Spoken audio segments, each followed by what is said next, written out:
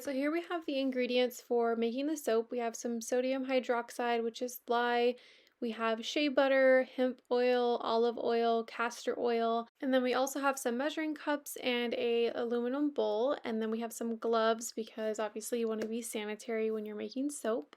So here I just have all of my liquid oils in the bowl and my mixers right here. So this is just an immersion blender. That's what I'm going to use to blend up all of the oils.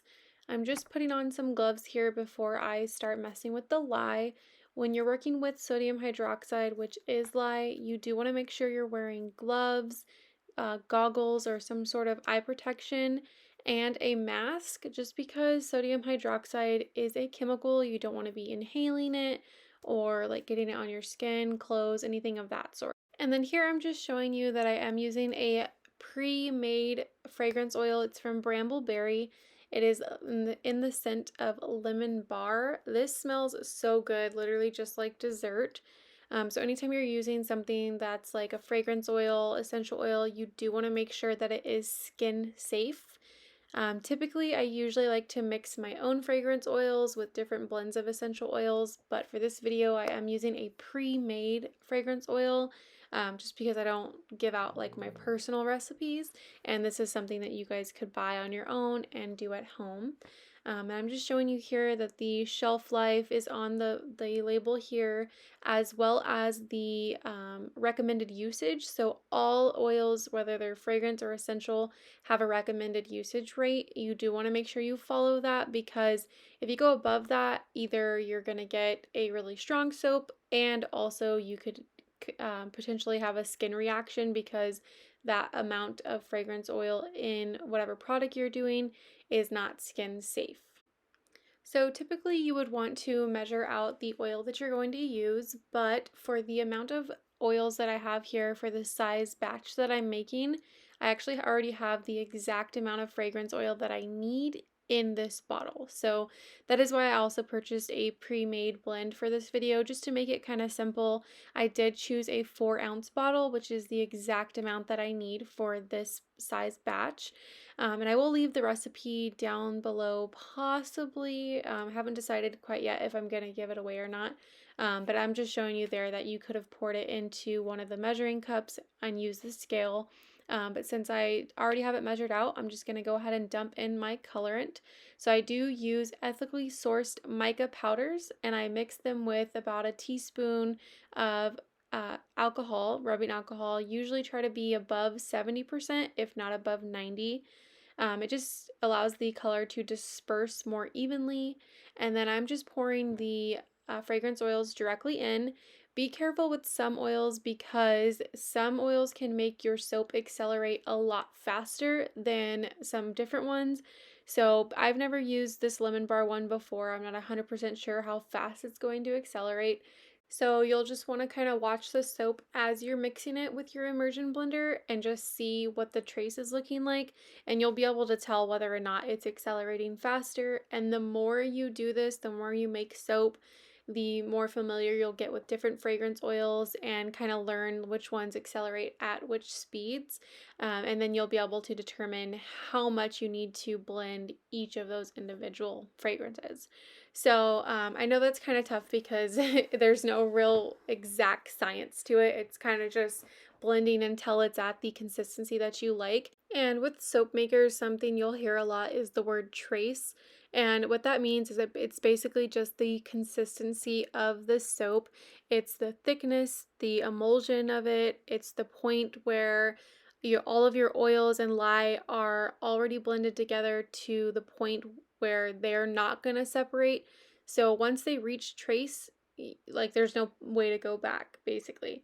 So you would have to completely make this soap. You can, once soap is made, cut it up into little tiny pieces and rebatch it. But that's a video for a different day. Here I am just pouring the lye in, and as you can see, I am pouring it along the stem of the blender.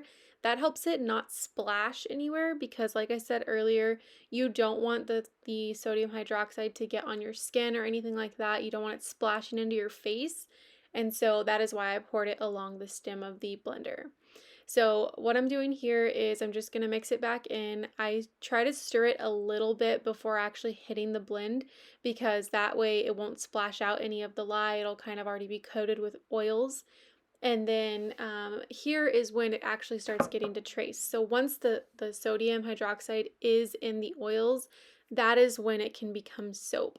So if you don't use sodium hydroxide, I don't think you can make soap. I haven't found a recipe that doesn't call for sodium hydroxide.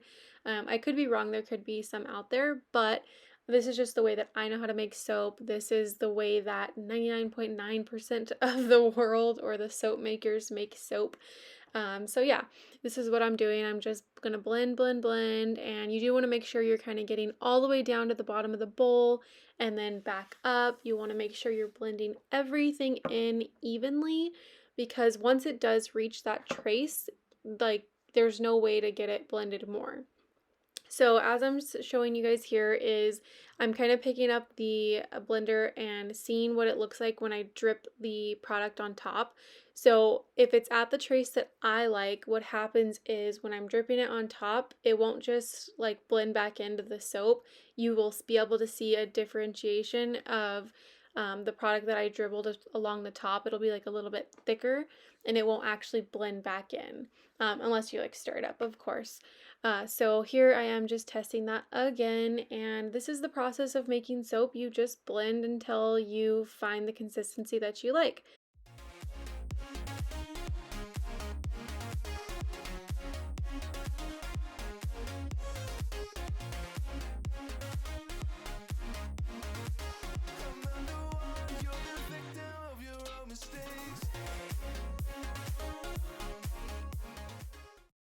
Alright, so here I just have my silicone soap molds. I'm just spraying them down with some 90% rubbing alcohol.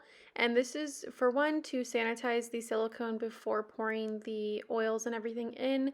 And then also it helps with air bubbles. So the alcohol will actually pop any bubbles that come up in the soap. So that's another reason that you would want to do this. So once you're done spraying down your silicone molds, this is when you can start to pour in your soap. And if you wanted to have 2 different colors or even 3, 4, however many colors, you would just pour the soap into different batches and color them. And then when you're doing multiple colors, depending on if you want them to be like swirled or layered, you would actually have to pour this at different temperatures so that they don't all just start mixing together. That can be a different video if you guys are interested in something like that or directions on that. I can definitely make a video about that. Just go ahead and leave me a comment below. But since this one is just one solid color, I just chose yellow. I can just pour it all at the same temperature and it doesn't mess anything up.